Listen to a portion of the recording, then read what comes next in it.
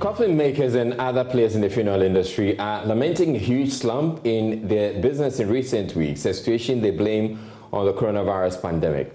Morgues in the country remain full because many families are waiting on the presidential ban on mass gatherings to be lifted so they can organize huge funerals. Join News's Henry Kwesi Pedu visited some casket makers and funeral homes in Accra and filed the following report.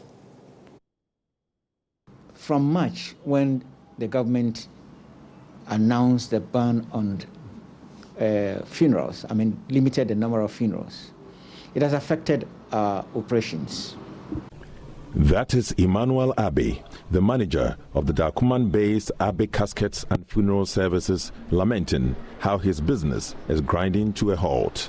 He's been forced to lay off about 80% of his entire workforce since the ban on all forms of social gatherings, including funerals. Prior to this thing, we had about 17 staff. Now we've reduced our staff to about 4. Walking around his showroom, Mr. Abbey points at caskets that would have been purchased had it not been for the restrictions on large funerals. Before COVID, we were doing brisk funerals. People were buying caskets. At least within a week, we sell around 7 caskets.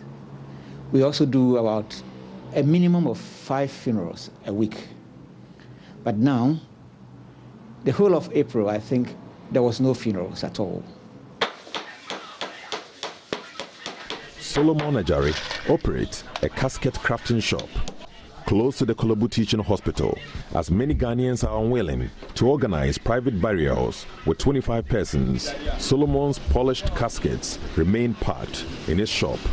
He tells us about the financial difficulty in taking care of his family and staff because of low sales. As I'm talking to you now, I haven't paid some of my workers. I think today is 12. I haven't paid them. So challenges there is a must. I'm having it. You see, and you see, you can't get it like formally.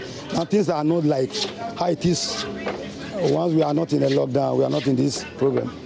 You see, so we are trying to balance ourselves. You see, I've lost some of my 2-3 workers to be in a house for the meantime. When things started moving, I'll call them back. Because when I'm having all of them, the payment, I'll have a problem in the payment. You see. Mary Lamte is the owner of a funeral home, but her business has also slumped. First, no na koso, but say corona anything. I made you man up from. First, no yet me turn there, but say there. Before coronavirus, business was flourishing, but since the outbreak, people hardly patronize my services. This is as a result of few people organizing private funerals. Currently, I'm struggling to take care of my children.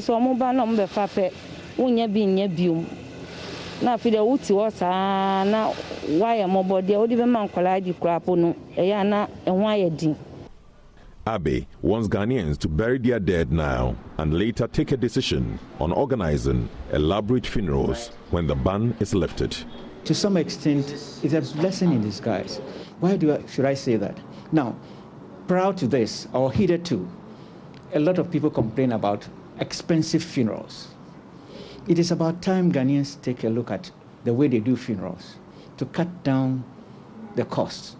So this period will really educate Ghanaians to see how best they can reorganize their funerals to tailor their pocket, to suit their pocket.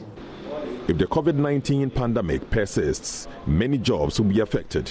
Perhaps the coronavirus is telling Ghanaians to change their large and lavish ways of organizing funerals. Henry Kwesi Pedu's report for Joy News.